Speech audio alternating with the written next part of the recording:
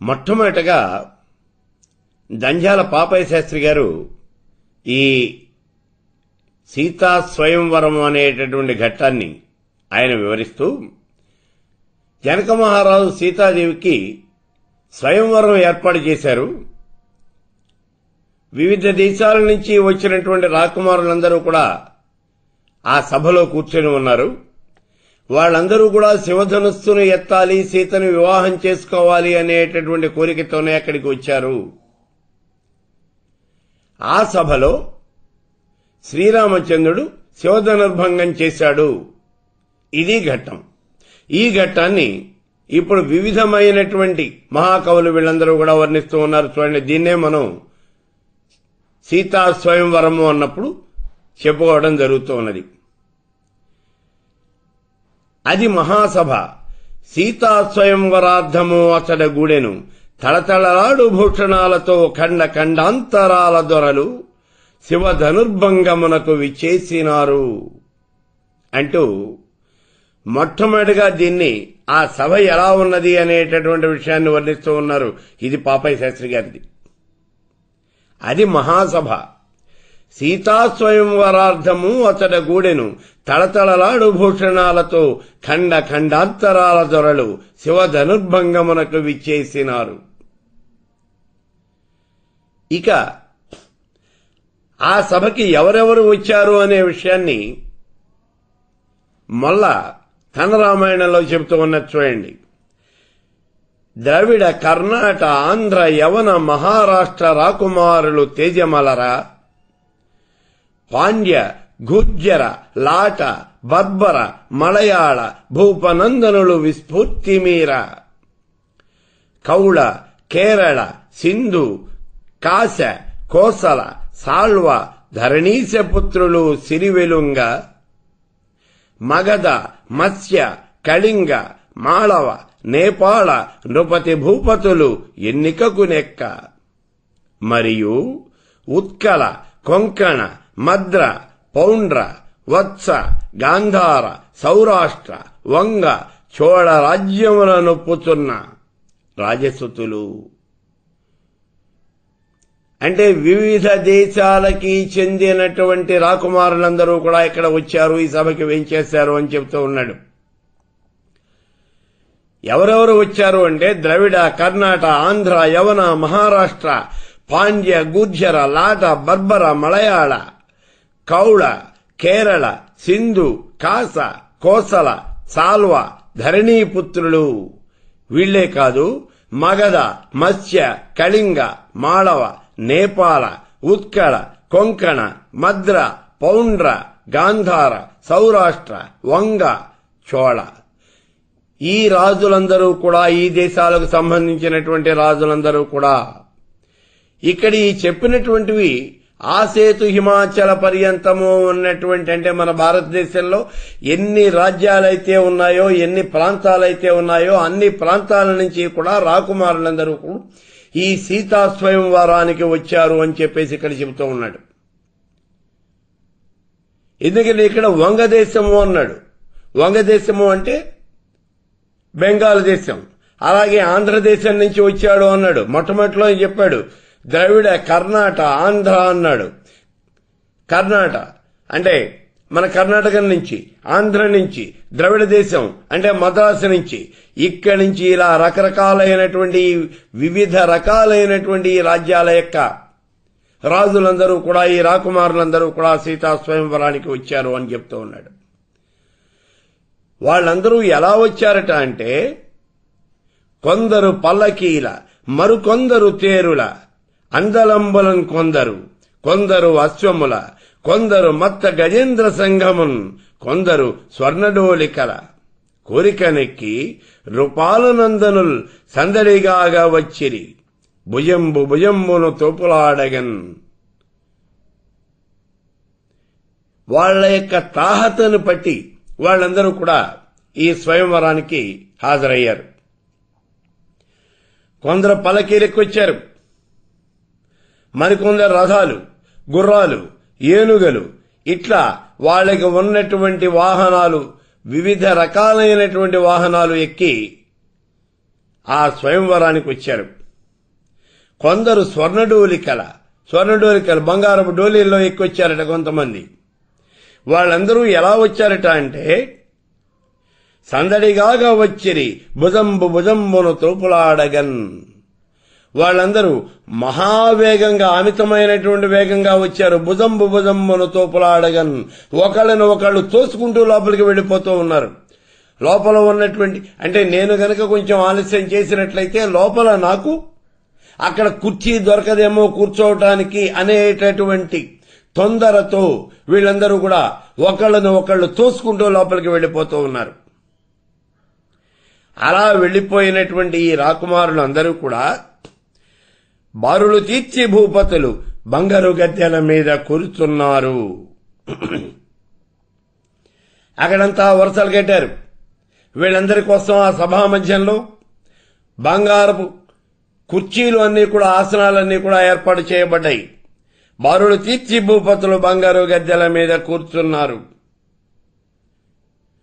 వెలుగుచుండే నయనంబుల ముందొక పెద్ద విల్లు. వాళ్ళ కళ్ళ ఎదురకుండా ఒక బ్రహ్మాండమైనటువంటి ధనుస్సు ఒకటి ప్రకాశిస్తూ ఉన్నది అని చెబుతూ ఉన్నారు ఇక్కడ పాపయ్య శాస్త్రి గారు. అయితే వాళ్ళందరూ కూడా ఈ రకంగా ఈ సభలో కూర్చొని ఉండగా జనక మహారాజు తన యొక్క మంత్రులను చూసి, మీరు ఆ ధనుస్సుని ఈ సభా మధ్యంలోకి తీసుకుని రండి, తెప్పించండి అని చెప్పేసి కళ్లతోనే వాళ్ళకి సౌగి చేశాడు.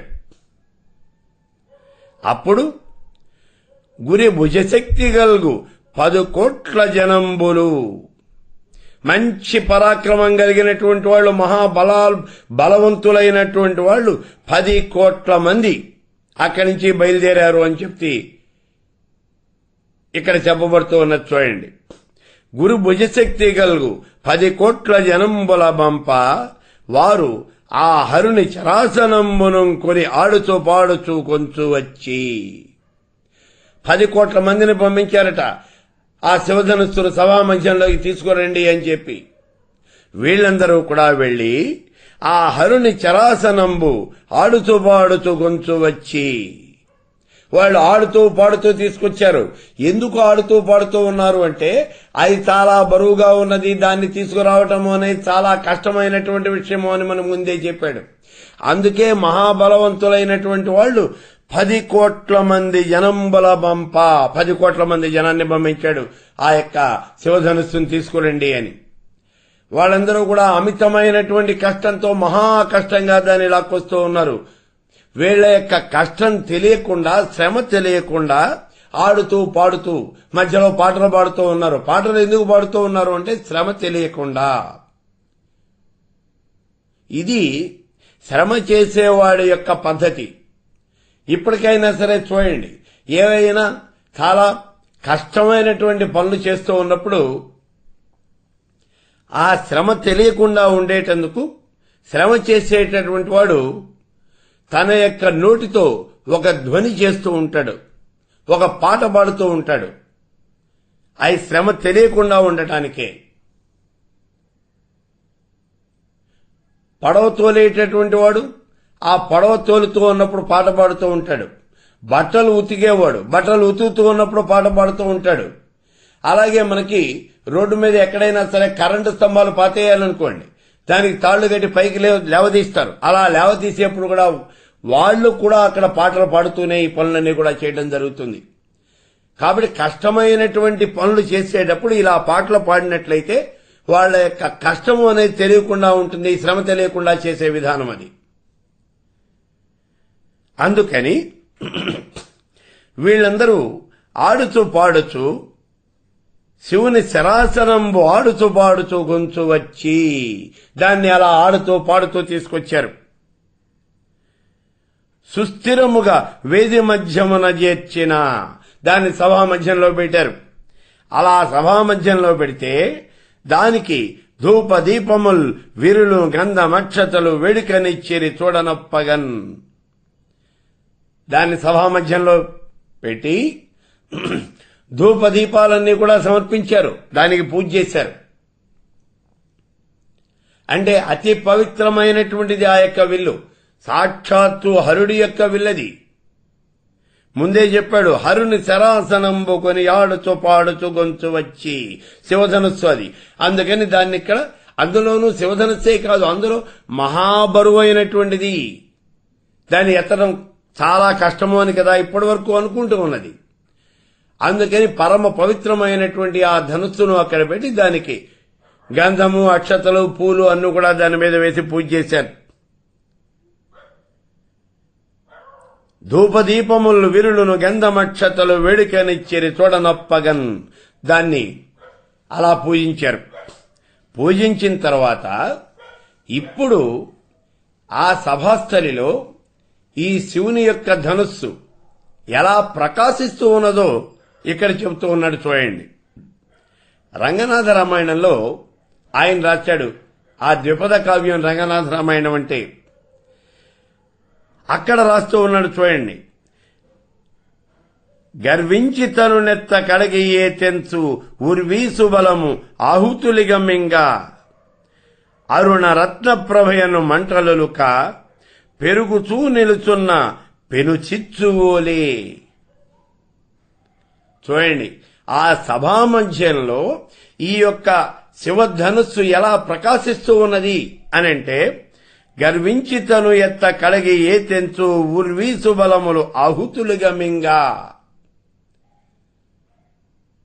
తమ యొక్క శౌర్య పరాక్రమాలతో, బల పరాక్రమాలతో బాగా గర్వించిపోయి ఉన్నటువంటి ఈ రాజులు, ఈ రాకుమారులు, వీళ్ల యొక్క బలమే ఆహుతులు. యజ్ఞం చేసేటప్పుడు మనం అగ్నిలో సమర్పించేటటువంటివి ఈ ఆహుతులు అంటే. అలా ఆహుతులుగా మింగా అరుణ రత్న ప్రభయను మంటలులుక పెరుగుచూ నిలుచున్న పెనుచిచ్చువోలే. ఈ ధనుస్సు అనేకమైనటువంటి మణులు, మాణిక్యాలు పొదగబడి ఉన్నది అని మనం గతంలో చెప్పుకున్నాం. ఈ మణులు, మాణిక్యాలతో పొదగబడినటువంటి ఈ ధనుస్సు ఎర్రని కాంతులతో ప్రకాశిస్తూ ఉన్నది. అందుకని అరుణరత్న ప్రభయను మంటలులుక, ఎర్రని కాంతులు వెదజిల్లుతూ ఉన్నది. ఇలా ఎర్రని కాంతులు ఆ ధనుస్సు మీద నుంచి వస్తుంటే పెరుగుతూ నిలుచున్న పెను చిచ్చువోలే. అది బ్రహ్మాండమైనటువంటి అగ్ని జ్వాలలు, విపరీతంగా ప్రజ్వరిల్లుతూ ఉన్నటువంటి అగ్ని జ్వాలల మాదిరిగా అది కనిపిస్తూ ఉన్నదిట ఆ శివధనుస్సు. అంటే ఇక్కడ ఆ శివధనుస్సుని అగ్ని జ్వాలలతో పోలుస్తూ ఉన్నాడైన. మరి ఆ అగ్నిహోత్రానికి ఆహుతులు ఏమిటి అంటే, గర్వించి తను ఎత్త కడిగి ఏ తెంచు ఉర్వీసు బలములు ఆహుతులుగా మింగా. దీనికి ఆహుతులు ఏమిటి అంటే, అదిగో ఈ శివధనుస్సును ఎక్కువ పెట్టడానికి వచ్చినటువంటి మహారాజుల యొక్క బలము ఇదే ఆ అగ్నికి ఆహుతి. అవి ఆహుతులుగా మింగుతూ అది ప్రజ్వరిల్లుతూ ఉన్నటువంటి అగ్ని జ్వాలల మాదిరిగా ప్రకాశిస్తూ ఉన్నది ఆ శివధనస్సు. ఇటువంటి సమయంలో ఆ సభాస్థలిలో శృంగార మధుమాలిక గైకొని జానకి సొంపులారగా ఓరగా తండ్రి పక్కన నిలుచున్నది ముద్దుల పెండ్లి కూతురై. స్వయంవరాన్ని ఏర్పాటు చేశాడు జనక మహారాజు. ఆ స్వయంవరంలో ఇప్పుడు శృంగార వధూమాలిక గైకొని జానకి సొంపులారగా ఓరగా తండ్రి పక్కన నిలుచున్నది ముద్దుల పెండ్లి కూతురై. ఆవిడ వరమాలను చేత్తో పట్టుకుంది. ఎవరైతే ఈ శివధనుస్సును ఎక్కువ పెడతారో అతన్ని తన యొక్క భర్తగా వరిస్తుంది ఇప్పుడు. అందుకని ఈ వరమాలను చేత్తో పట్టుకుని తండ్రి పక్కన ఈ పెళ్లి కుమార్తె అయినటువంటి సీత అలా నుంచొని ఉన్నది.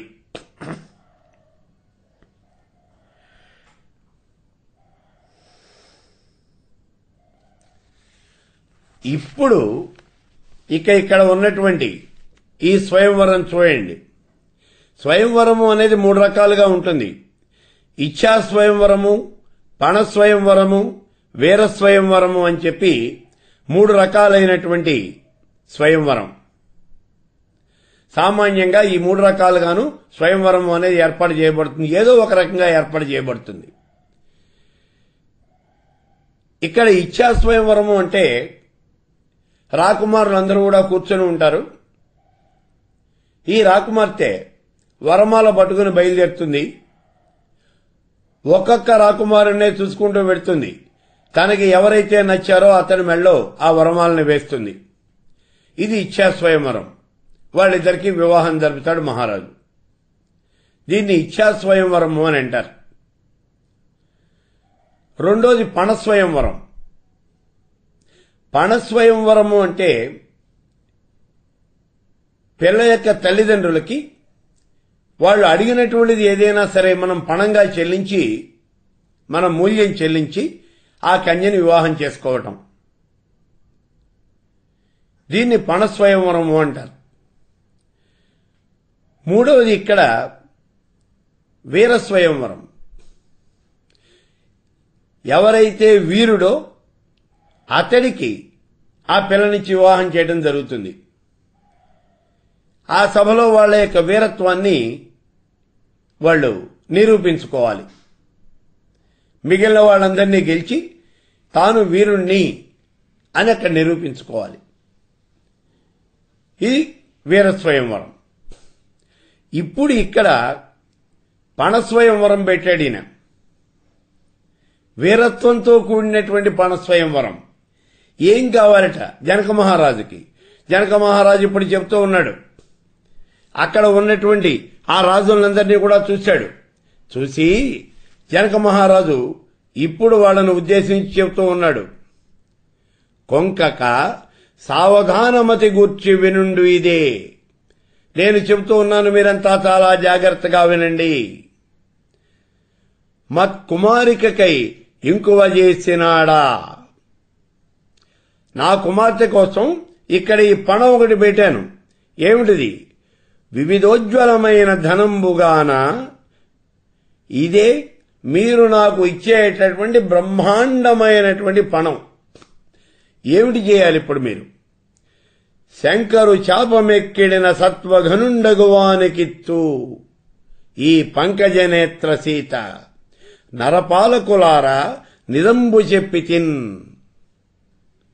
ఇదిగో ఈ సభా మధ్యంలో శివుని యొక్క ధనుస్సుని ఇక్కడ పెట్టాం. శంకరు చాకమెక్కిడిన సత్వఘనుండగువానికిత్తు ఈ పంకజనేత్ర సీత. ఎవరైతే ఈ శివధనుస్సును ఎక్కువ పెడతారో అటువంటి మహానుభావుడికి పంకజనేత్ర అయినటువంటి ఈ సీతనిచ్చి వివాహం చేస్తాను. నరపాలకులారా నిజంబు చెప్పితిన్. ఇది నేను నిజంగా చెబుతూ ఉన్నాను ఓ రాకుమారులారా. ఇదే ఇక్కడ మీరు చేయవలసినటువంటిది అని ఈయన చెప్పాడు అనేటటువంటి విషయం మొలతన రామాయణంలో రాసింది. ఇదే విషయాన్ని జంధ్యాల పాపయ్య శాస్త్రి గారు రాస్తూ ఉన్నారు. చూడండి. స్వాగతము స్వయంవర సమాగత రాజకుమారులారా. ఈ సభకి వచ్చినటువంటి ఓ రాకుమారులారా, మీకందరికీ స్వాగతం, స్వాగతం, సుస్వాగతం. స్వాగతము స్వయంవర సమాగత రాజకుమారులారా. మీ ఆగమనముచే హృది ప్రహర్షిత పరిప్లుతమయ్యే. మీ యొక్క రాకకి నేనంతా కూడా చాలా ఆనందించాను, మహదానందం చెందాను. ఈ ధనుర్యాగమునందు శంకర శరాసనమెక్కిడు ఎవ్వడు. ఇప్పుడు ధనుర్యాగం నేను ఏర్పాటు చేశాను. ఇందులో ఆ శివుని యొక్క విల్లు ఎవరైతే ఎక్కువ పెడతాడో శంకరు శరాసనమెక్కుడు ఎవ్వడు. ఆ మహాభాగు వరించు నా అనుంగు పట్టి సమస్త సభాముఖంబునన్. ఎవరైతే ఈ శివధనుస్సును ఎక్కువ పెడతారో అతన్ని ఈ సభామంచంలో ఇంతమంది రాజులు చూస్తూ ఉండగా నా అనుంగు పట్టి సీత ఈ శివధనుస్సును ఎక్కుపెట్టినటువంటి రాకుమారుణ్ణి వివాహం చేసుకుంటుంది అని చెప్పాడు. అలా చెప్పి అని జనకుండు మెల్లగా నిశాసనంబునందు ఉపవిష్టుడయ్యే. ఈ మాట చెప్పాడు. ఆయన తన యొక్క ఆసనంలో కూర్చున్నాడు. మోగిన్ కెరతాళముల్, అక్కడ కూర్చున్నటువంటి రాకుమారులందరూ కూడా చప్పట్లు కొట్టేశారు. నతముఖీ పద్మం వైపు పరువులెత్తినవి నరేంద్రపుత్రుల సతృష్ణ విలోకన భంగ పంక్తుల్. అందరూ చప్పట్లు కొట్టారు. అక్కడ కూర్చున్నటువంటి ఆ రాకుమారుల యొక్క దృష్టి అంతా కూడా ఇప్పుడు ఆ జనకుడి పక్కన ఉన్నటువంటి ఆ సీత మీదికి మళ్లినాయి. అంటే వీళ్ళంతా తదేకమైనటువంటి దృష్టితో అసలు ఆ సీతని ఇప్పుడు చూస్తూ ఉన్నారు. చూస్తూ ఉంటే అల్లన పులికించే మేను, ఆవిడ యొక్క శరీరం కాస్త పులకించిందిట. అల్లన పులకించే మేను మిథిలాపురి నాథుని ముద్దు బిడ్డకున్. ఆ మిథిలాపురనాథుడు జనక మహారాజు కూతురైనటువంటి ఆ జానకి దేహము ఇంతమంది రాకుమారులు ఒక్కసారిగా తనను చూస్తూ ఉంటే ఆవిడ ఒళ్ళు కాస్త అట్లా పులకించిపోయింది. ఇప్పుడు అని పలుకుతున్న ఆ అవనీశ తెలకుని వాక్యంబులకు ఉబ్బి వసుమతీశ సుతులు తామే మతిలోన జరుగుచు దగ్గర పోయి ధనువు చూసి ఈ రకంగా జనక మహారాజ్ చెప్పాడు.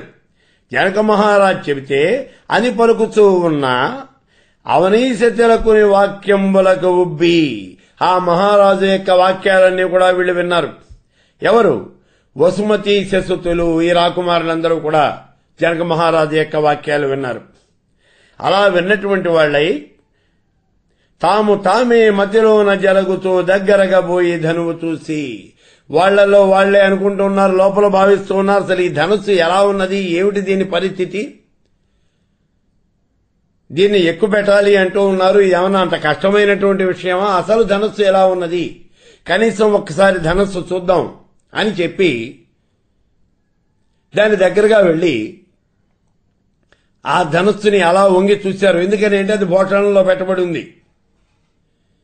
ఆ బోటాణంలో ఉన్నటువంటి ఆ ధనుస్సుని అలా దగ్గరగా చూశారు.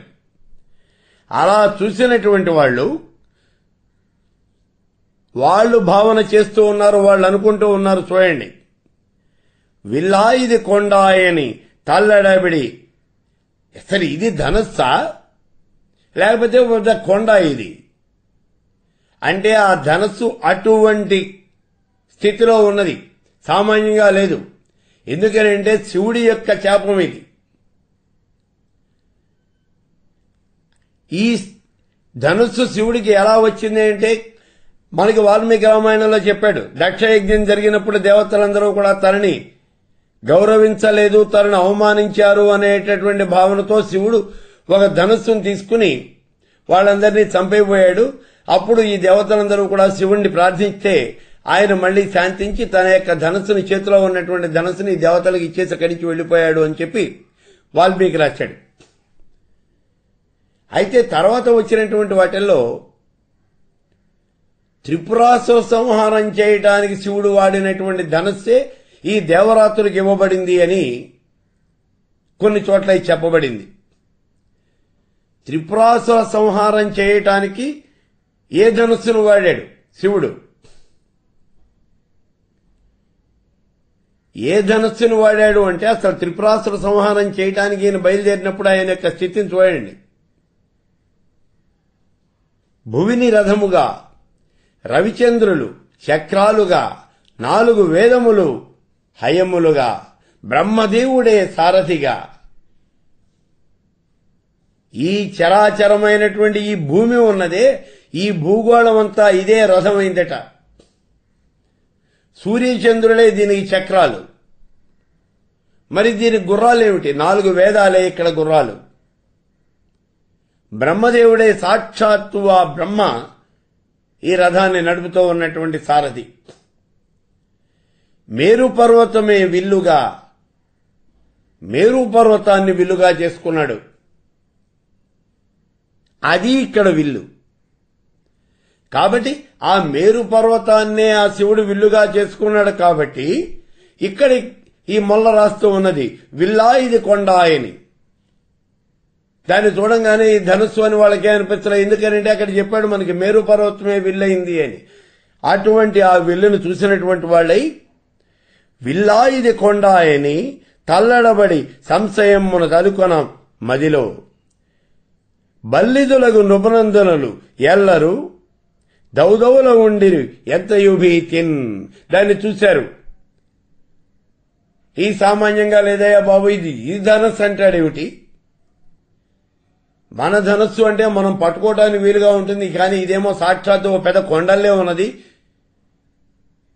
విల్లునెత్తమన్నాడు, ఇక్కడేమో కొండను పెట్టాడు. ఇది మన వల్ల కాదులే, ఎందుకు వచ్చింది అని చెప్పేసి అలా దూరం నుంచే చూసేసి మనకెందుకు లేనిపోయిన ఇబ్బందులన్నీ అని మనస్సులో అనుకుంటూ వాళ్ళంతా వెనక్కి వెళ్లిపోతూ ఉన్నారు. అయితే వాళ్లలో మళ్లీ కొందరు, ఇవన్నీ కూడా మొల్ల చెబుతూ ఉన్నది చూడండి, తన మొల్ల రామాయణంలో చెబుతోంది. కొందరు డగ్గర నోడిరి, కొందరు సాహసము చేసి కోదండముతో అందండ పెనగి పారిరి, సందుల గొంతులను దూరిరి సత్వములేమిన్. కొందరేమో దూరంగానే చూసి నాకెందుకురా బాబు, ఇదేదో పెద్ద కొండలే ఉన్నది అనుకుని వెళ్లిపోయారు. కొంతమంది ఏమో దగ్గరికి వెళ్లారు. దగ్గరికి వెళ్లి మనకెందుకు వచ్చింది లేని వెనక్కి తిరిగి వెళ్లిపోయారు. కొంతమంది అయితే మనం కూడా ఒక ప్రయత్నం చేసి చూద్దాము అని చెప్పేసి కొందరు సాహసము చేసి కోదండముతో అందంద పెనగి పారిరి. దాన్ని కనీసం ముట్టుకు చూద్దామని కొంతమంది, అటు ఇటు కల్పనన్నా కలపగలుగుదామేమో చూద్దాము అని ఇలా ప్రయత్నాలు చేస్తూ ఉన్నారు. అయితే అది ఏమాత్రము కదల్లా. తాము దాన్ని కదపను కూడా కదపలేకపోయాము అని చెప్పేసి వీళ్ళందరూ కూడా సిగ్గుపడిపోయారు. సందుల గొంతులను దూరిరి సత్వములేమిన్. వాళ్ళ బలం చాలలేదు, సిగ్గుతో అక్కడి నుంచి పారిపోయారు. అయితే ఇక్కడ మళ్ళా వాళ్ళంతా కూడా సందుల్లోనూ గొంతుల్లోనూ దూరి పారిపోయారు అని చెప్పేసి రాస్తూ ఉన్నది. అంటే అటువంటి అవమానాన్ని వాళ్ళు పొందారు. అయితే గాలి దూలిన రీతిగా ఎత్తదాలక తము తామే సిగ్గున తలను వంచి, ఈ ధనస్సును కొంచెం కూడా వాళ్ళు ఎత్తలేదు కదా, కలపను కూడా కలపలేకపోయారు. అందుకని వాళ్ళకి వాళ్లే ముందు సిగ్గుపడుతూ ఉన్నారు. అలా సిగ్గుపడి తలకాయలు వంచుకొని ఉన్నారు.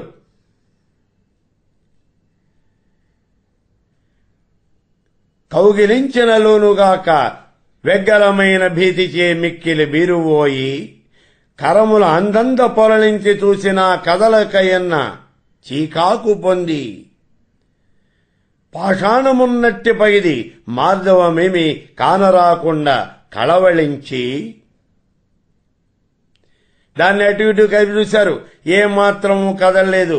ఇది పెద్ద రాయిలాగా ఉన్నది. పాషాణమన్నట్టే పగిది మార్దవమేమి కానరాకుండినా అది పెద్ద బండరాయిలాగా ఉంది, ఓ పెద్ద కొండలాగానే ఉంది. నిజంగా రాజసూనులు కొందరు తేజమడగి జగతి రాజుల మోసపుచ్చంగా దలచి జనకుడి మాయగావించే చాలుననుచు తలగిపోయిరిదవ్వుగా ధనువు విడిచి. ఇది పెద్ద కొండలాగా ఉంది, దీన్ని ఎత్తడం అనేది ఎవరికి సాధ్యమవుతుంది? ఈ ధనస్సును ఎత్తడం అనేది ఎవరి వల్ల కాదు. ఈ జగత్తులో ఉన్నటువంటి రాజులందరినీ మోసం చేయాలి అనేటటువంటి తలంపుతో జగతి రాజుల మోసపుచ్చంగదలచి జనకుడి మాయగావించే చాలుననుచు, రాజులందరినీ కూడా మోసం చేయాలి అనేటటువంటి ఉద్దేశంతోనే జనక మహారాజు ఈ పన్నాగం పన్నాడు. ఎందుకని అంటే విల్లా ఇది కొండ అని, ఇది కొండలే ఉంది, దీన్ని ఎత్తడం మామూలు మానవుడి వల్ల ఎవడి వల్ల కూడా కాదు, ఇంకా దాల్లే అని చెప్పి వాళ్ళంతా తలగిపోయి దవ్వుగా ధనువు విడిచి ఆ ధనస్సు వదిలిపెట్టేసి వాళ్ళందరూ కూడా దూరంగా వెళ్ళిపోయారు అక్కడి నుంచి. అంటే సభలో ఉన్నటువంటి రాజులు చాలా మంది ఆ ధనస్సుని ఎత్తుదాము అని చూశారు, వాళ్ళ వల్ల కాదు అని కొంతమంది ముందే వెళ్లిపోయారు, కొంతమంది ఏమో అటు ఇటు కలిపి చూద్దామన్నారు, కొంతమంది ముట్టుకు చూశారు, ఎవరి వల్ల ఏమీ కాలేదు, అది ఇసుమంతా కూడా అటు ఇటు కదలలేదు. అందని ద్రాక్ష పళ్ళు పొల్లన అనేటటువంటి లెక్క ప్రకారం వీళ్ళంతా కూడా ఈ జగత్తులో ఎవడు కూడా ఈ ధనుస్సును ఎత్తలేడు, కేవలం రాజులందరినీ మోసం చేయటం కోసమే ఈ జనక మహారాజు ఈ పన్నాగం పన్నాడు అనుకుంటూ వాళ్ళందరూ కూడా ధనుస్సును వదిలిపెట్టేసి దూరంగా వెళ్లిపోయారు. అయితే బిగువు నిండారు కొమ్ముటేనుగల వంటి రాజవస్తాదులెందరో లైచినారు. ఇక్కడ పాపయ్య శాస్త్రి గారు చెప్తున్నారు చూడండి, నేను వదిలిపెట్టలా. ఇప్పటి వరకు ఈ చెప్పినటువంటి పద్యాలన్నీ కూడా ఈ మొల్ల రామాయణంలో రాసుకుంది. ఇప్పుడు పాపయ్య శాస్త్రి గారు అంటూ ఉన్నారు, బిగువు నిండారు కొమ్ముటేనుగల వంటి రాజవస్తాదులెందరో లైచినారు. కొంతమంది మహాపరాక్రమవంతులైనటువంటి రాజులు వాళ్ళు లేచారు, మనం ప్రయత్నించి చూద్దాం అనుకున్నారు. అయితే శివధనుర్భంగం అట్లుండా, శివధనుస్సు భంగం కాలేదు, దాన్ని ఎక్కుపెట్టడం కాలేదు, అయి సరికదా శృంగభంగమయ్యను సమస్త సభా సమక్షంబునందు. ఇంతమంది రాజులు కూర్చున్నటువంటి ఈ సభలో వాళ్ళకి శృంగభంగమైంది, వాళ్ళకి అవమానం మాత్రం జరిగింది, వాళ్ళ విలుని ఎత్తలేకపోయారు. కొంతమంది ప్రయత్నం చేశారు, చేసినప్పటికీ కూడా వాళ్ళు కృతకృత్యులు కాలేకపోయారు. అయితే ఇప్పుడు ఆ రాకుమారులందరూ కూడా వాళ్ళ యొక్క చేతైనంత వరకు ప్రయత్నాలు చేశారు, విఫల మనోరథులై ఇప్పుడు వాళ్ళందరూ అనుకుంటూ ఉన్నారు, చూడండి ఇది పర్వతాకారము, ఈ విల్లు కనిపించి తేరి చూడగరాదు దేవతలకు. సామాన్యమైనటువంటిది కాదు, ఇది పెద్ద పర్వతంలాగా ఉంది, దేవతలు కూడా దీన్ని కన్నెత్తి చూడలేరు అసలు, అటువంటి బ్రహ్మాండమైనటువంటి ఆకారం కలిగి ఉన్నది ఈ విల్లు. అటుగాక మును శేషగడగు నిధనం వంట హరుడుగావలెగాక హరియుగాక. ఇది సాక్షాత్తు ఆ ఈశ్వరుడి యొక్క విలుటిది, దీన్ని ఎత్తాలి అంటే సాక్షాత్తు శివుడు రావాలి లేదా విష్ణువు రావాలి, అంత తప్పించి ఇంకెవరి వల్ల కూడా కాదు. అందుకే హరుడుగావలెగాక హరియుగాక, దీన్ని ఎత్తాలంటే సాక్షాత్తు శివుడే రావాలి లేదా శ్రీ మహావిష్ణువు రావాలి, ఇంకెవరూ కూడా దీన్ని ఎత్తలేరు. తక్కిన వారికి తరమే ఈ కోదండమెత్తంగా తగు చేవ ఎట్లు కలుగు. మిగిలినటువంటి వాళ్ళకి ఎవరికైనా కూడా అసలు దీన్ని ఎత్తేటటువంటి శక్తి సామర్థ్యాలుంటాయా? ఎవరన్నా ఎత్తగలుగుతారా? దీని దగ్గరనేల దీని కొడగనేల పరులచే నవ్వులు పడగనేల. దీని దగ్గరగా వెళ్ళటం ఎందుకు, దీన్ని ఎత్తాలి అనుకోవటం ఎందుకు, ఎత్తలేకపోవటం ఎందుకు, సభలో కూర్చున్న వాళ్ళందరూ మన్ని చూసి నవ్వటం ఎందుకు, ఈ అవమానాలు ఎందుకయ్యా? మనం ఎందుకు అసలే అవమానపడటం?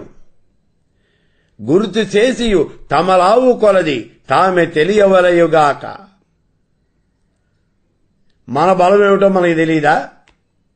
మన బలం మనం తెలుసుకుని మనం ఆ పని చేయాలి. మనం ఎత్తలేము, ఇది మన వల్ల కాదు, ఈ విషయం మనకి మనమే తెలుసుకోవాలి.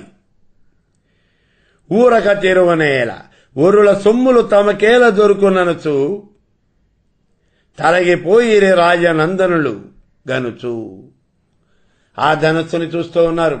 చూసి ఇక్కడ ఊరుల సొమ్ములు తమకేల దొరుకుననుచు, ఇది ఎవరిదోనయ్యా సొత్తు, ఇది మంది కాదు, మనకెందుకు దొరుకుతుంది? మంది కాకపోతే మనకి దొరుకుతుందా? మనది కాకపోతే ఇక్కడ ఏ సొత్తు ఊరులది అని చెబుతూ ఉన్నాడు సీత. ఎందుకని అంటే ఇక్కడ ఈ శివధనుస్సుని ఎవడైతే ఎక్కువ పెడతాడో అతడికి సీతనిచ్చి వివాహం చేస్తారు. అది ఇక్కడ ఉన్నటువంటి ఈ కండిషన్. కాబట్టి ఆ సీతను వివాహం చేసుకోవాలంటే ధనుస్సు ఎత్తాలి. అంతేగాని ధనుస్సు ఎత్తడం అనేది ఇక్కడ సీత కోసం. ఈ కారణం చేతనే వాళ్ళందరూ అనుకుంటూ ఉన్నారు, ఊరుల సొమ్ములు తమకేలా దొరుకుననుచు. ఆ సీత మంది కాదు. సీతను మనం వివాహం చేసుకోవటం అనేది జరగదు. ఎవడో ఉన్నాడు, వాడు చేసుకుంటాడు, వాడిది ఆ సీత. కాబట్టి ఊరుల సొమ్ములు తమకేలా దొరుకుననుచు తలగిపోయిరే రాజనందనలు గనుచు.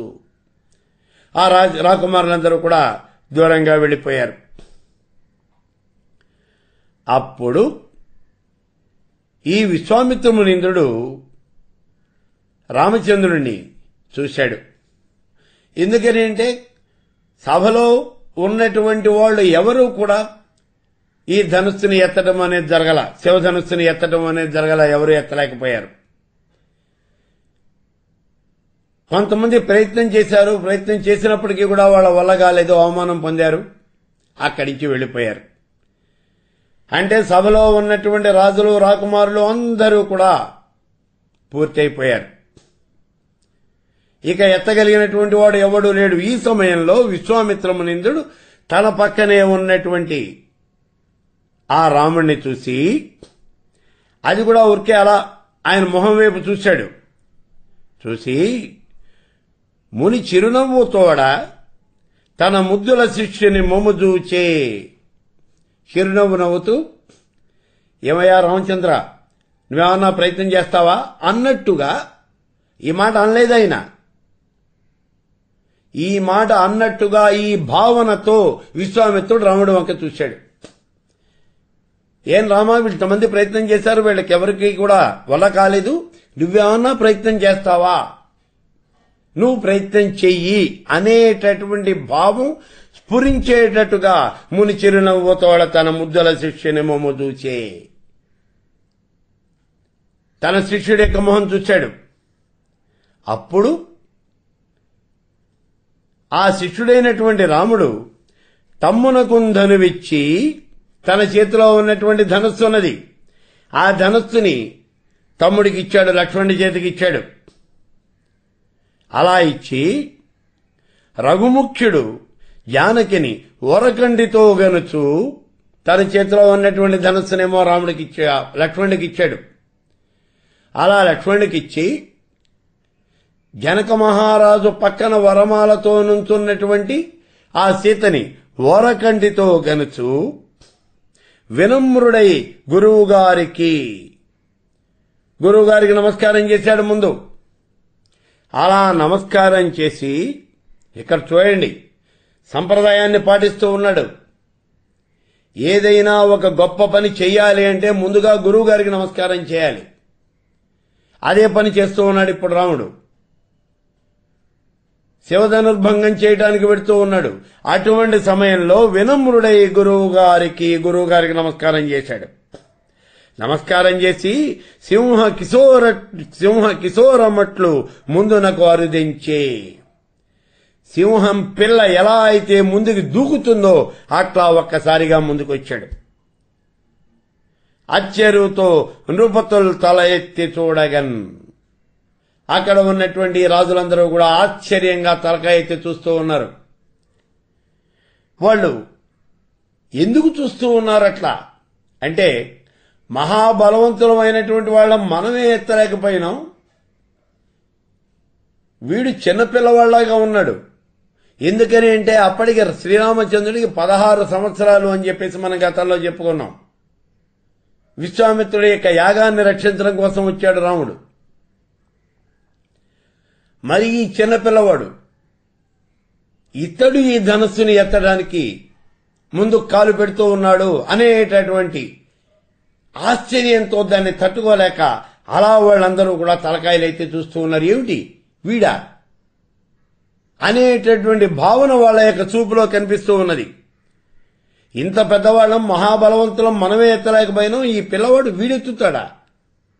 ఎలా జరుగుతుంది అనే విషయాన్ని అందరూ కూడా చూస్తూ ఉన్నారు. చూడండి, ఈయన పాపయ్య శాస్త్రి గారు రాసుకున్నటువంటి పద్యం ఇది. ముని చిరునవ్వు తోడ తన ముద్దుల శిష్యుని మొమ్ము చూచే.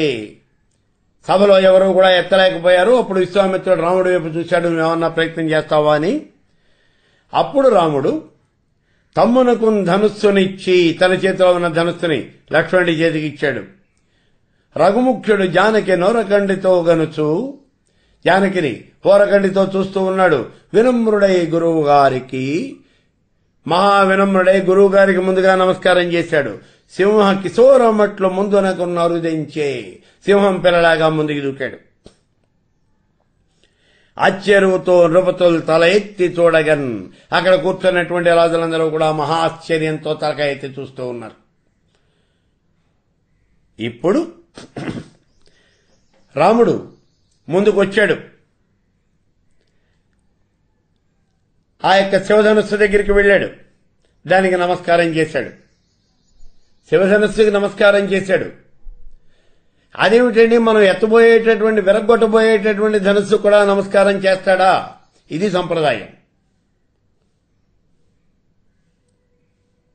ఇది మనకి సంప్రదాయం. అది కుస్తీలు పట్టడానికి గోదాలో దిగుతూ ఉన్నాడు. ముందు గోదాకి నమస్కారం చేస్తాడు. ఆటలాడటానికి ఆ మైదానంలో కాలు పెడుతూ ఉన్నాడు. పద్ధతి కలిగినటువంటి వాడు ఎవడైనా సరే ముందు నేలకి నమస్కారం చేస్తాడు, ఆ మైదానానికి నమస్కారం చేస్తాడు. క్రికెట్ ఆడబోతూ ఉన్నటువంటి వాడు ఆ క్రికెట్ పిచ్చికి నమస్కారం చేస్తాడు ముందు. ఇది సంప్రదాయం. అందుకని ఆ శివధనుసుకి నమస్కారం చేశాడు, కళ్ళకద్దుకున్నాడు, దాన్ని నమస్కారం చేశాడు. ఇప్పుడు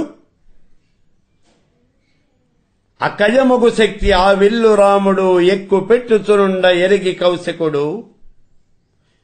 హరుని చాపము రాముడు అతి సత్వయుక్తి పెరగి నేడిదే ఎక్కు పెట్టుచున్నాడు. అదరకు భూదేవి ఆత్మలో నీవు చెదరి చెలింపకు శేషాహి నీవు. కడక ధరింపుము కమఠేంద్ర నీవు. కడు ఏమరకుడు దిక్కులార మీరు అని పల్కగా ఆ మేటి విల్లు కొని ఎక్కించి గైకొన రాఘవుడు. చూడండి, ఈయన శివధనుస్సును ఎత్తడానికి పెడుతూ ఉన్నాడు. దానికి నమస్కారం చేశాడు. ఇప్పుడు ఆ ధనుస్సుని చేత్తో తీసుకున్నాడు, ఎక్కుబెట్టబోతూ ఉన్నాడు. ఎక్కబెట్టబోతూ ఉన్నటువంటి సమయంలో అకజమగు శక్తి ఆ విల్లు రాముడు ఎక్కు పెట్టుచునుండ ఎరిగి కౌశికుడు. కౌశికుడు చూశాడు విశ్వామిత్రుడు. హరుని శాపము రాముడు అతి సత్వయుక్తి పెరిగి నేడిదే ఎక్కు పెట్టుచున్నాడు. శివుడి యొక్క ధనస్సది, దాన్ని ఈ రాముడు ఎక్కుబెడుతూ ఉన్నాడు.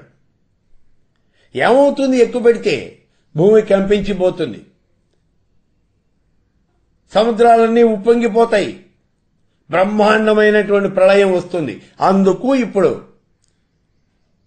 ఈ విశ్వామిత్రుడు అంటూ ఉన్నాడు, అదర్కు భూదేవి ఆత్మలో నీవు చెదరి చెలింపకు శేషాహి నీవు. ఇప్పుడు ఈ ఇందాక చెప్పినటువంటి మాటలు ఎవరికి చెప్పాడు? అక్కడ భూదేవికి చెప్పాడు, అష్టదిగ్గజాలకు చెబుతూ ఉన్నాడు, ఈ ఆదిశేషుడికి చెబుతూ ఉన్నాడు, ఆది కూర్మానికి చెబుతూ ఉన్నాడు. అష్టదిగ్గజాలు, ఆదిశేషుడు, ఆది కూర్మం, ఇవన్నీ కూడా ఈ భూమిని ధరిస్తూ ఉన్నాయి, భూమిని మోస్తూ ఉన్నాయి అని చెప్పి మనకి పురాణాలన్నీ కూడా చెబుతూ ఉన్నాయి. వాటికి చెబుతూ ఉన్నాడు. ఏమీ జరగబోవటం లేదు. బ్రహ్మాండమైనటువంటి ఆ శివుడి యొక్క ధనుస్సుని ఇప్పుడు రాముడు ఎక్కుబెడబోతూ ఉన్నాడు. హరుని చాపము రాముడు అతిశక్తయుక్తి పెరిగి నేడిదే ఎక్కు పెట్టుచున్నాడు. కాబట్టి అదరకు భూదేవి ఆత్మలో నీవు, ఓ భూదేవత, నువ్వు కంపించిపోకు, నువ్వు అదిరిపోకు, చెదరి చెలింపకు శేషాహి నీవు. ఎందుకని అంటే ఆ శివధనస్సు ఎక్కువ పెట్టినప్పుడు అది బ్రహ్మాండమైనటువంటి శబ్దం చేస్తుంది. ఆ శబ్దానికి మీరు కదిలిపోకండి, భూదేవి నువ్వు కదిలిపోక. ఎందుకనంటే భూమి కనుక కదిలిపోయినట్లయితే భూకంపం వస్తుంది, భూమి మీద ఉన్నటువంటి ఈ జీవజాలం అంతా కూడా నాశనం అయిపోతుంది. కాబట్టి ఆదరకు భూదేవి ఆత్మలో నువ్వు కంపించకు, చెదరి చెలింపకు శేషాహి నీవు. ఓ ఆదిశేషుడా, నువ్వు తలకాయని అటు ఇటు తిప్పకు. ఎందుకనంటే నీ తల మీదనే ఈ భూతలం అంతా కూడా నుంచొని ఉన్నది. నువ్వు గనక తల అటు ఇటు తిప్పావు అంటే భూమి కంపించిపోతుంది, ఒక్కసారిగా ప్రళయం వచ్చేస్తుంది. అందుకని నువ్వేమీ కదలకు. కడక ధరింపము కమఠేంద్ర నీవు, ఓ ఆది కూర్మమా, నువ్వు కదిలిపోక ఈ భూమి అంతా కూడా నాశనం అయిపోతుంది. కాడు ఏమరకుడు దిక్కులార మీరు, ఓ అష్టదిక్కులారా మీరు జాగ్రత్తగా ఉండండి. ఏమిటి చేస్తూ ఉన్నాడు? ఇప్పుడు శివుడి యొక్క ధనస్సుని శ్రీరాముడు ఎక్కుపెడుతూ ఉన్నాడు అని ముందే మీరందరూ కూడా సావధానంగా ఉండండి అని చెబుతూ ఉన్నాడు. అని పల్కగా ఆ మేటి విల్లు గొనయమెక్కించి గైకొన రాఘవుడు. అప్పుడు ఇలా ఈ విశ్వామిత్రుడు చెబుతూ ఉండగా రాఘవుడు తన యొక్క ఎడం చేత్తో ఆ ధనుస్సుని పట్టుకున్నాడు. ఈ విషయం అంతా కూడా గోన బుద్ధారెడ్డి తన రంగనాథ రామాయణంలో రాశాడు. ఇదే విషయాన్ని మొల్ల తన రామాయణంలో రాస్తూ ఉన్నది చూడండి. కదలకుమీ ధరాతలమా కాశ్యపి బట్టు ఫణీంద్ర, భూ విషాస్పదులను బట్టు కూర్మమా, రసాతల భోగుడి కులీనులను వదలక పట్టుడి ఘృష్టి, ధరణీఫణి కశ్యప త్రివర్గమున్ పొదూచుబట్టుడి కరులు, భూవరుడు ఈశని చాపమెక్కిడిన్. ఈ రాకుమారుడైనటువంటి రాముడు శివుడి యొక్క ధనుస్సుని ఎత్తుతూ ఉన్నాడు, అది ఎక్కుపెడుతూ ఉన్నాడు. అందుకని ఓ భూదేవి నువ్వు కదలద్దు, ఓ ఫణీంద్ర ఆదిశేషుడా నువ్వు అటు ఇటు కదలకు, ఈ భూమిని జాగ్రత్తగా అలా పట్టుకుని ఉండు. ఓ ఆది కూర్మమా, మీరందరూ కూడా చాలా జాగ్రత్తగా పట్టుకోండి, ఈ భూమిని కదలకుండా పట్టుకోండి అని ఈ లక్ష్మణుడు వీళ్ళందరికీ కూడా హెచ్చరిక చేస్తూ ఉన్నాడు. మీరు సావధానంగా ఉండండి అని వీళ్ళందరికీ కూడా చెబుతూ ఉన్నాడు అని మొల రాసింది. మొత్తానికి ఆదికూర్మము, ఆదివరాహము, ఆదిశేషుడు, అష్టదిక్కులు వీళ్ళందరికీ కూడా హెచ్చరికలు ఇవ్వబడ్డాయి. అప్పుడు ఉర్వీనందనకై రామోర్వీపతి ఎత్తు ఇప్పుడు ఉగ్రుని శాపంబు ఉర్వింభట్టుడు దిగ్ధ్వంతరువి ఉర్వీధర కెడ ఫణీంద్రుడు ఊతగ గడిబిన్. ఆ ఉర్వీనందన అయినటువంటి జానకీదేవిని వివాహం చేసుకోవాలి అనేటటువంటి కోరికతో ఇప్పుడు ఆ శివుడి యొక్క ధనస్సుని రాముడు ఎక్కుపెడుతూ ఉన్నాడు. మీరందరూ కూడా జాగ్రత్తగా ఉండండి, స్వస్థత చెందండి అని లక్ష్మణుడు వీళ్ళందరికీ కూడా హెచ్చరికలు జారీ చేశాడు అని మొల్ల తన రామాయణంలో రాసింది. ఇక ఇదే విషయంలో ఈ సన్నివేశంలో ఈ రంగనాథ రామాయణంలో రాస్తూ ఉన్నాడు చూడండి.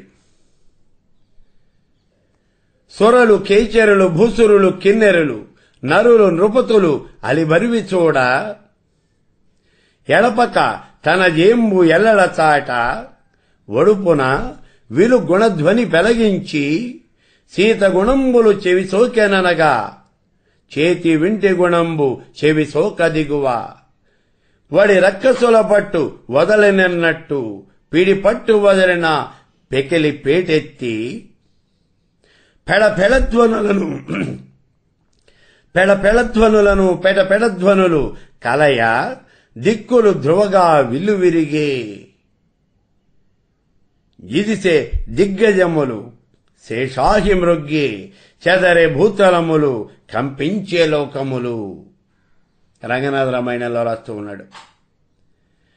ఆయన ఆ రామచంద్రుడు ధనస్సుని ఎక్కుబెట్టాడు. ఇప్పుడు ఎక్కుబెడితే స్వరలు, కేచరులు, భూసురులు, కిన్నెరులు, నరులు, నృపతులు నలిబరివి చూడా. దేవగంధర్వ యక్ష కిన్నెర కింపురుష సిద్ధ సాధ్య గణాలు, గరుడ గణాలు, ఉరగ గణాలు, ఈ సభలో ఉన్నటువంటి భూసురులు, ఈ రాజులు, మహారాజులు, చక్రవర్తులు అందరూ కూడా అమితమైనటువంటి ఆశ్చర్యంతో అలా చూస్తూ ఉన్నాడు. అందరూ చూస్తున్నటువంటి ఆ సమయంలో ఆ ధనుస్సుని ఎక్కుబెట్టాడు శ్రీరామచంద్రుడు. అలా ఎక్కుబెట్టినప్పుడు వడుపున విలు గుణధ్వని చెలగింది. సీత గుణంబులు చెవి సోకెననగా చేతి వింటి గుణంబు చెవి సోక దిగువ.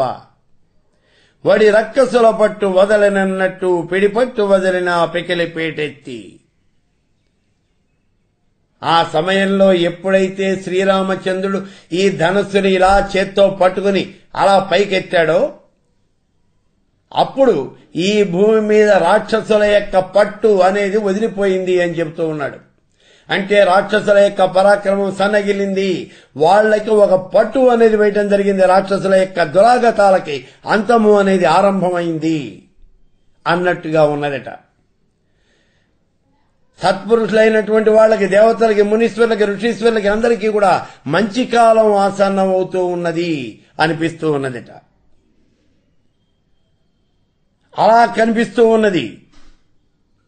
అప్పుడు పెడపెడధ్వనులను పెడపెడధ్వనులను కలయ దిక్కులు ధ్రువగా విల్లు విరిగి పెడపెడ రావాలతో విలుగా ఒక్కసారి విరిగిపోయింది.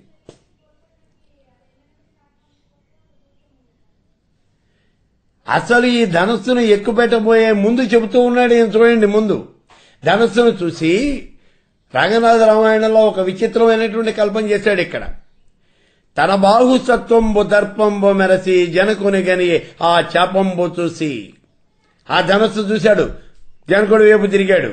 ఇది చాలా చులకన, ఇది చాలా పాత, ఇది చాలా మిస్సారం, ఇది చాలా నలతి, తెగకొన నిలవదు దీని నా ఎదుట పొగడితివి పలుమారు భూపాలయనుచు. ఇది చాలా పాతైపోయింది, ఇదేం పెద్ద బలంగా ఉన్నటువంటి విల్లు కాదు, ఊరికే నువ్వు దీన్ని పొగుడుతూ ఉన్నావంతేను అని అంటూ అప్పుడు సురలు, కేచరులు, భూసురులు, కిన్నెరులు, నరులు, నృపతులు నలిబరివి చూడ వీళ్ళందరూ చూస్తూ ఉండగా ఆ ధనస్సుని ఎత్తాడు.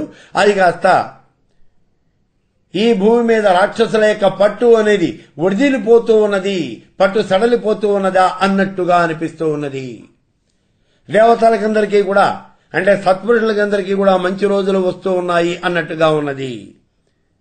అలా వీళ్ళందరికీ కూడా సూచిస్తూ పెడపెడధ్వనులను పెడపెడధ్వనులను విల్లు విరిగి ఆ విల్లు కాస్త విరిగిపోయింది. అయితే ఇదే విషయాన్ని పాపయ్య శాస్త్రి గారు చెబుతూ ఉన్నారు. చూడండి, పెళ్ళుమనే విల్లు గంటలు గల్లుమనే గువిల్లుమనే గుండె నృపులకు జల్లుమని జానకి దేహము. ఒక నిమేషమునందే నయము జయము భయమును విస్మయము గదురా.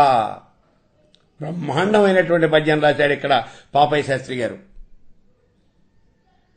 శ్రీరామచంద్రుడు ఎప్పుడైతే ఆ విల్లు ఎక్కుపెట్టాడో, అంటే నారిని ఆకర్ణాంతం లాగాడో, ఆ విల్లుగా పెళపెళ రావాలతో విదిరిపోయింది.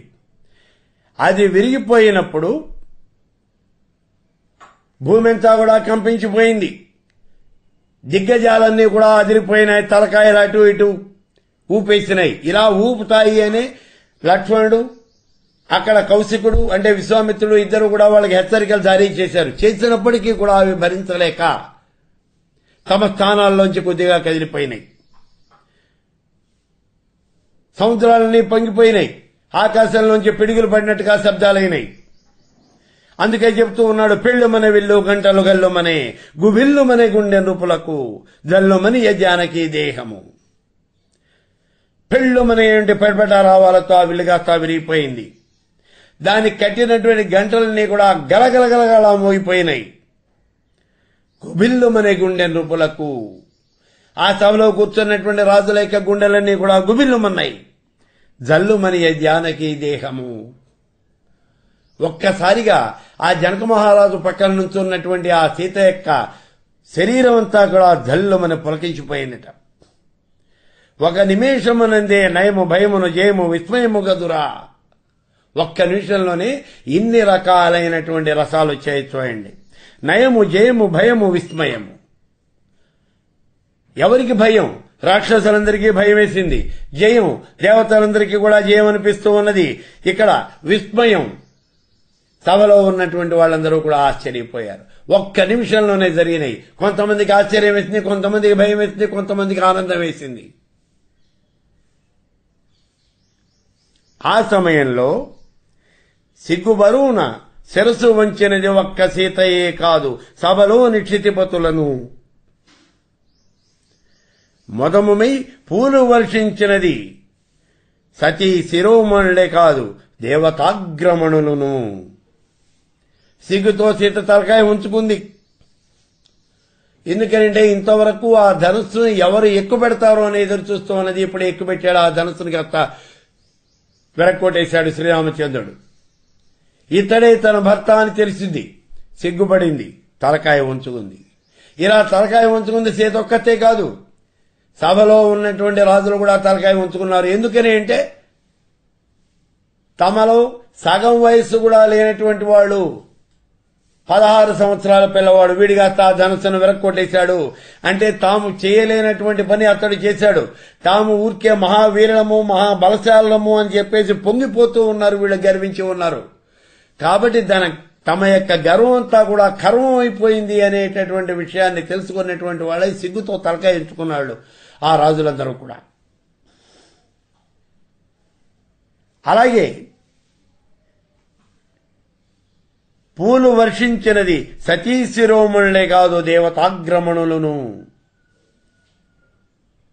అక్కడ ఉన్నటువంటి ఆ సతీ శిరోమణులందరూ కూడా పూలు వేదల్లారు. ఆకాశంలో నుంచి దేవతలందరూ కూడా పూలవాన కురిపించారు అని చెబుతూ ఉన్నాడు. ఇక్కడ అనేక సార్లు చెప్పబడింది ఈ మాట. ఏదైనా ఒక మంచి పని జరిగినప్పుడు ఆకాశంలో నుంచి దేవదందుబులు మోగినాయి, పూలవాన కురిపించారు అని చెప్పేసి అనేక సార్లు చెప్పాడు. ఇప్పుడు మనకు అనుమానం వస్తుంది, పూలవాన అనేది దేవతలు కురిపిస్తూ ఉంటారండి, వాళ్ళకేం పని లేదా? మనం ఏదైనా ఓ పని చేస్తే ఆకాశంలో నుంచి వాళ్ళు పూలు కురిపిస్తూ ఉంటారా అని. ఇవి ప్రకృతిలో సహజంగా జరిగేటటువంటి లక్షణాలు. మనం చూడనంత మాత్రం చేత ఇది జరగదు లేదు అని మాత్రం మనం అనకూడదు. ఎందుకంటే ఇటువంటి విచిత్రమైనటువంటి పరిస్థితులు అనేక సార్లు ఏర్పడుతూ ఉంటాయి. మొన్న కూడా చూడండి, 2008 సంవత్సరం ఫిబ్రవరి 13వ తారీఖున పేపర్లో వేసాడు మీకు. కేరళలో చేపలతో కూడినటువంటి వర్షం పడింది, ఆకాశంలో నుంచి వర్షం పడింది. ఆ వర్షంలో చేప పిల్లలు నేల మీద పడ్డాయి. ఇది ఎక్కడైనా జరుగుతుందా అంటే జరుగుతుందండి. చాలా అరుదుగా జరిగేటటువంటి సంఘటన అని చెప్పేసి వాళ్ళందరూ కూడా ఇది అక్కడ ఉన్నటువంటి ఆ శాస్త్రవేత్తలందరూ కూడా దాన్ని ధృవీకరించారు. అట్లాగే అంతకు ముందు ఒకసారి వాళ్లే చెప్పారు ఈ మాట కూడా, ఆ శాస్త్రవేత్తలే. అంతకు ముందు ఒకసారి ఎర్రటి వాన కురిసింది అన్నారు. మన ఆకాశం నుంచి వర్షం కనుక కురిసినట్టయితే ఇది స్వచ్ఛమైనటువంటి జలం నేల మీద పడుతుంది. కానీ ఆ సమయంలో కురిసినటువంటిది ఎరుపు రంగులో ఉన్నటువంటి వాన కురిసింది అని చెప్పేసి వాళ్ళు చెబుతూ ఇలా కొరవటానికి ఏదో శాస్త్రపరమైనటువంటి విషయాలు అనేక ఉన్నాయి అని అవన్నీ కూడా వాళ్ళు వివరించారు అక్కడ. కాబట్టి ఇలాంటివి జరుగుతాయంటే జరుగుతాయి, మనం చూడనంత మాత్రం చేత అవి జరగవు అని మాత్రం మనం చెప్పడానికి లేదు. సరే, ఈ రకంగా దేవతలందరూ కూడా పూలవాన కురిపించారు, గంధర్వులంతా పాడారు, అప్సరసులందరూ కూడా ఆడారు, దేవదుద్దుములన్నీ కూడా మోగినాయి. ధనవు దునిమినంత ధరణీశూనులు శిరములెల్ల వంచి సిగ్గుబడిరి, సీత మేను వెంచే శ్రీరామచంద్రుని పొగడైనప్పుడు జనక భూవిభుండు. ఆ ధనస్సు ఎప్పుడైతే విరిగిపోయిందో అప్పుడు ఆ సభలో ఉన్నటువంటి రాజులందరూ కూడా తలకాయను ఉంచుకున్నారు, సిగ్గుపడ్డారు. సీత కూడా తలకాయ ఉంచుకుంది, సిగ్గుతో తలకాయ ఉంచుకుంది. శ్రీరామచంద్రుని బ్రహ్మాండంగా పొగిడాడు ఆ జనక భూపతి.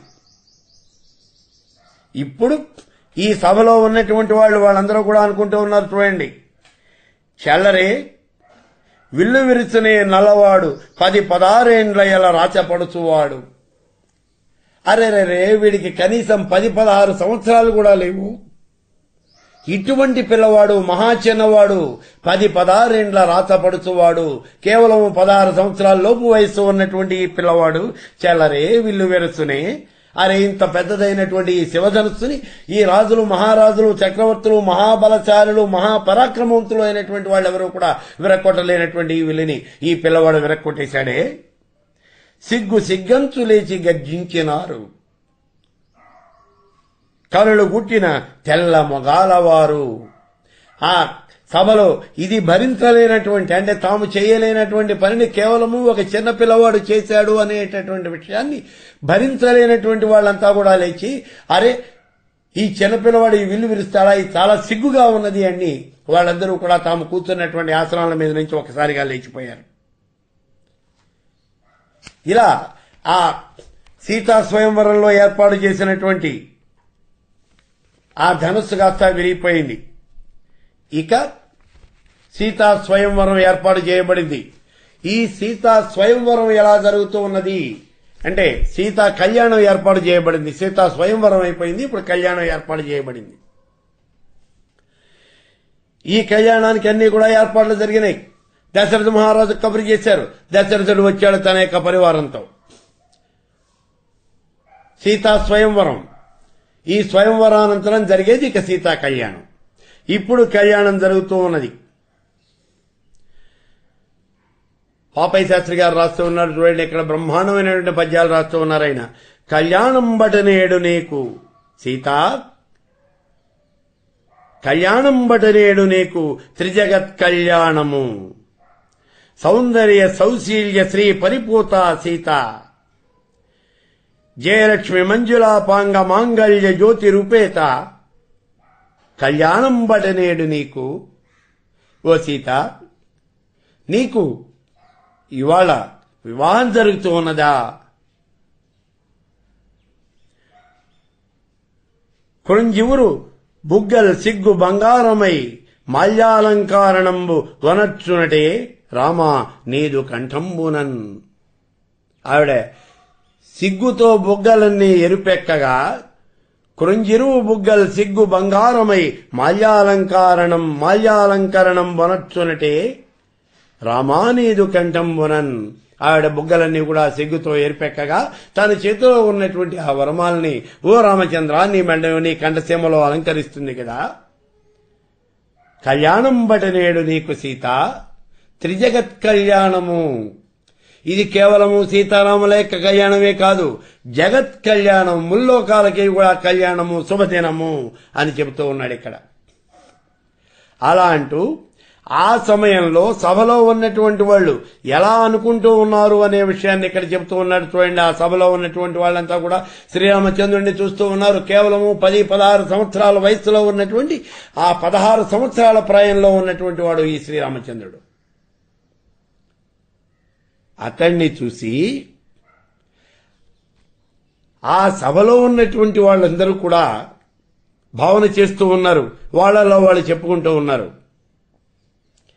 ఇతడటే పుత్ర కామేష్టి బండించిన కౌసల్య బంగారు కడుపు మంట.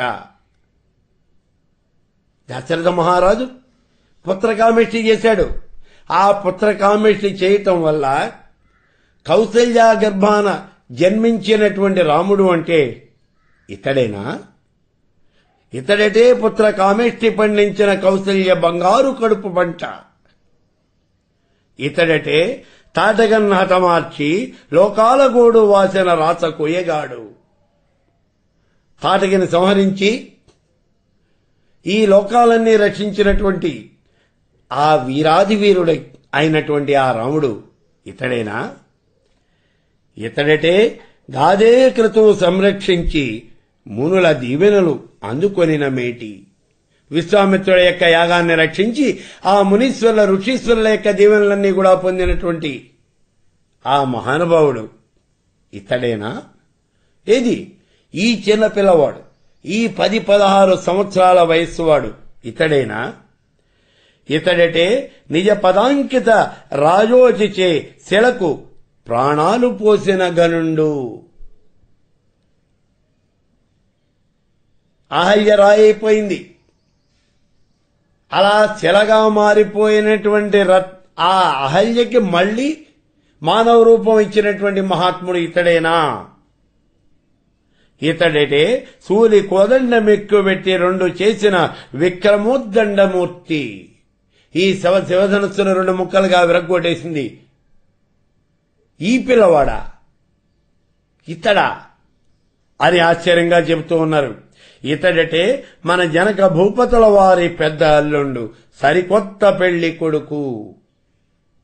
మన రాజుగారు అయినటువంటి జనక మహారాజు యొక్క పెద్దలుడు, సీత భర్త అయినటువంటి వాడు ఇతడా, ఈ చిన్న పిల్లవాడా అని ఆశ్చర్యంగా చూస్తూ ఉన్నారు.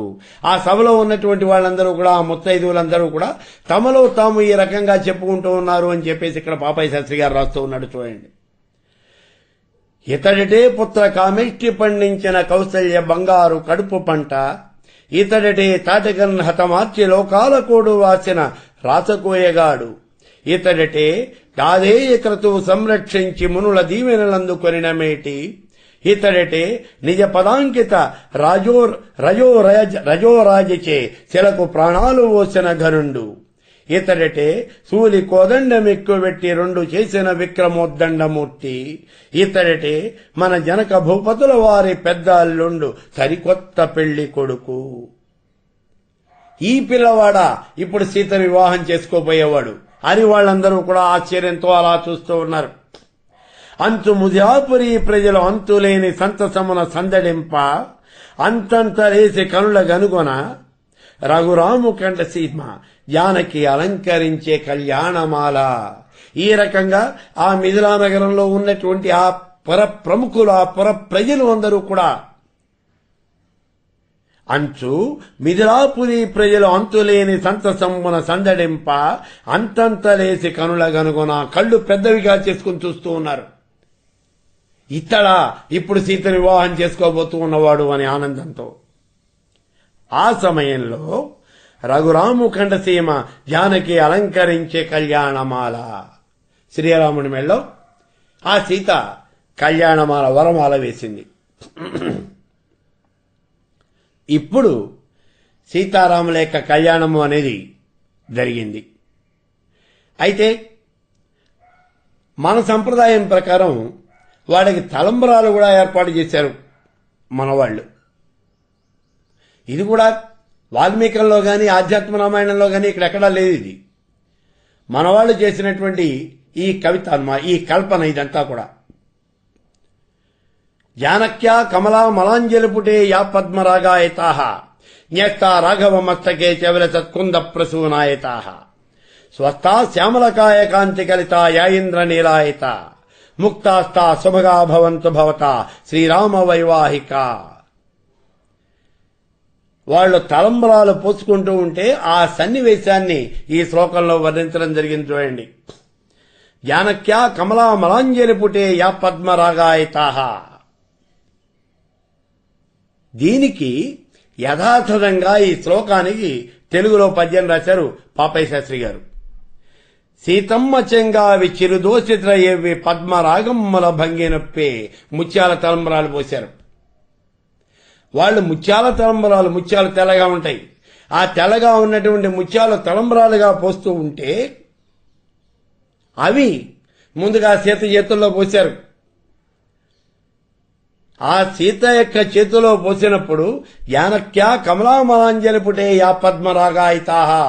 ఆ సీత యొక్క చేతుల్లో పడినటువంటి ఆ ముత్యాలన్నీ కూడా పద్మరాగాలలాగా ఎర్రగా మెరుస్తూ ఉన్నాయి అని అంటూ ఉన్నాడు. ఇదే మాటను పాపయ్య శాస్త్రి గారు చెప్తూ ఉన్నాడు. చూడండి.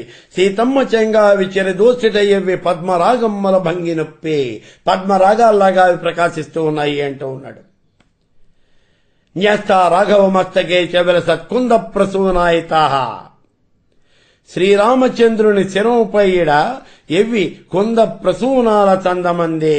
కుంద ప్రసూనాల్లాగా అవన్నీ కూడా ప్రకాశిస్తూ ఉన్నాయి శ్రీరాముడి యొక్క శిరస్సు మీద పడి అంటూ ఉన్నాడు. స్వస్థా శ్యామలకాయ కాంతి కలిత యా ఇంద్రనీలాయిత.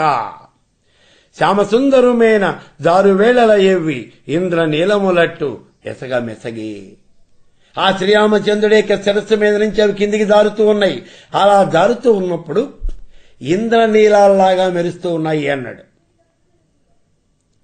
స్వస్థా శ్యామలకాయ కాంతి కలిత యా ఇంద్రనీలాయిత. ఎందుకని అంటే శ్రీరాముడు నీలమేఘశ్యాముడు అని చెప్పేసి మనం గతంలో కూడా చెప్పుకున్నాం చూడండి. నీలమేఘఛాయబోలు దేహంబు గలవాడు అని శ్రీరామచంద్రుడిని ఎక్కడ వర్ణించడం జరిగింది. కాబట్టి నల్లని శరీరం కలిగినటువంటి వాడు ఈ నీలమేఘశ్యాముడు. దీనికి తెలుపు కలిసేటప్పటికి ఆ తెల్లని ముత్యాలు ఈ నలుపు నల్లగా ఉన్నటువంటి ఈ శరీరం మీద నుంచి అవి జాలువారుతూ ఉన్నప్పుడు అవన్నీ కూడా ఇంద్రనీలములలాగా నీలమైనటువంటి వర్ణములో అలా ప్రకాశిస్తూ ఉన్నాయి. శ్యామసుందరమైన దారువేళల ఇవి ఇంద్రనీలమ్ములట్టు లెసగమెసగి ఇంద్రనీలాగా ప్రకాశిస్తూ ఉన్నాయి. ముక్తాస్తా సుభదా భవంతు భవతా శ్రీరామ వైవాహిక జలజల నరుకెంకుల చిందుచో ఇవి పుష్పవర్షంబు సంపును వహించే. అలా నెత్తి మీద నుంచి కింద పడేటటువంటి ముత్యాలన్నీ కూడా నేల మీద పడి అవి ఆ పడినటువంటి పాటికి మళ్లీ లేచి మళ్లీ పడి మళ్లీ లేచి ఇలా ఇవన్నీ కూడా ఎగురుకుంటూ ఆ చుట్టుపక్కలంతా కూడా వ్యాపిస్తూ ఉన్నాయి. అలా వెడుతూ ఉన్నటువంటి ఆ పరుగులు పెడుతూ ఉన్నటువంటి ఈ ముత్యాలన్నీ కూడా ఆ ప్రదేశం అంతా కూడా ఆక్రమిస్తూ ఉన్నాయి. ఆ మాటనే ఇక్కడ పాపయ్య శాస్త్రి గారు చెబుతూ ఉన్నారు చూడండి. జలజల నలుకెంకుల చిందుచో ఇవి పుష్పవర్షంబు సొంపును వహించే. ఇవి నాలుగు వైపులకి చిందుతూ పుష్పవర్షం కురుస్తూ ఉన్నదా అన్నట్టుగా అనిపిస్తూ ఉన్నదిట. పావనములవి ధన్య జీవనములవి సకల జగతికి శుభములొసగుగాక. జానకి రామ సౌభాగ్య సహిత మహిత మంగళ మనోజ్ఞ కళ్యాణ మౌక్తికములు. ఇప్పుడు ఈయనంటూ ఉన్నారు ఈ పాపయ్య శాస్త్రి గారు, నిజంగా ఆ ముత్యాలు పావనములు ధన్య జీవనములు అని. ఎందుకని అంటే సాక్షాత్తు సీతాదేవి యొక్క చేతుల్లో నుంచి శ్రీరాముడి యొక్క శిరస్సున పడి అక్కడి నుంచి నేల మీద పడ్డాయి, పరమ పవిత్రమైపోయినాయి అవన్నీ. అందుకే అవి పావనములవి ధన్య జీవనములవి సకల జగతికి శుభములొసగుగాక. ఈ జగత్తుకి అంతటికీ కూడా అవి శుభం చేస్తాయి అని చెప్పేసి ఆయన ఆకాంక్షిస్తూ ఉన్నారు. ఇప్పుడు లక్ష్మి వంటి సీతామహాలక్ష్మి విజయలక్ష్మితో శ్యామునకు గృహలక్ష్మి అయ్యే. భరత జనయిత్రి ప్రేమ బాష్మాలలోన అయ్యే అతి వైభవముగా సీతమ్మ పెండ్లి. సాక్షాత్తు మహాలక్ష్మి వంటి ఆ సీతామహాదేవి విజయలక్ష్మితో శ్యామునకు గృహలక్ష్మి అయ్యే. శ్రీరామచంద్రుడు ఆ శివధనుర్భంగం చేసి అప్పుడు ఆ సీతను వివాహం చేసుకున్నాడు. అందుకే అంటూ ఉన్నాడు విజయలక్ష్మితో శ్యామునకు గృహలక్ష్మి అయ్యే. అయ్యే అతి వైభవముగా సీతమ్మ పెండ్లి. మహావైభవోపేతంగా సీతా కళ్యాణం అనేటటువంటి ఈ ఘట్టం అంతా కూడా జరిగిపోయింది అంటూ ఉన్నాడు. శ్రీరామపత్ని జనకస్య పుత్రి సీతాంగన సుందర కోమలాంగి భూగర్భజాత భువనైక మాత వధూవరాభ్యాం వరదా భవంతు. ఈ రకంగా స్వస్తివాచ్యం పలుకుతూ ఈ సీతా కళ్యాణము అనేటటువంటి ఘట్టాన్ని మనం చెప్పుకుంటూ ఉన్నాం. కాబట్టి ఇక్కడ వాల్మీకి రామాయణంలో రాసినటువంటి ఈ సీతా కళ్యాణం శివధనుర్భంగం ఈ ఘట్టాలు వేరు. మనం వాడుక భాషలో ఈ వాడుకలో మనం చెప్పుకుంటూ ఉన్నటువంటి ఈ సీతా కళ్యాణము అనేటటువంటి ఈ ఘట్టం వేరు. అయితే మూలానికి ఏ రకమైనటువంటి ఇబ్బంది కలగకుండా రాసినవి కాబట్టి ఏ రకమైనటువంటి ఇబ్బంది కూడా లేదు. ఇక్కడ ఏ మార్పులు చేసినప్పటికీ కూడా వాళ్ళు ఏదో ఒక విషయాన్ని ఆలోచించి కేవలము నాటకీయత కోసం ఈ మార్పు అంతా కూడా చేయడం జరిగింది. ఇక్కడ ఈ రకంగా బ్రహ్మాండమైనటువంటి రసవత్తరమైనటువంటి సన్నివేశాలతో ఈ సీతా కళ్యాణము అనేటటువంటి ఈ ఘట్టం కాస్త పూర్తవుతోంది. శ్రీరామపత్ని జనకస్య పుత్రి సీతాంగన సుందర కోమలాంగి భూగర్భజాత భువనైక మాత వధూవరాభ్యాం వరదా భవంతు.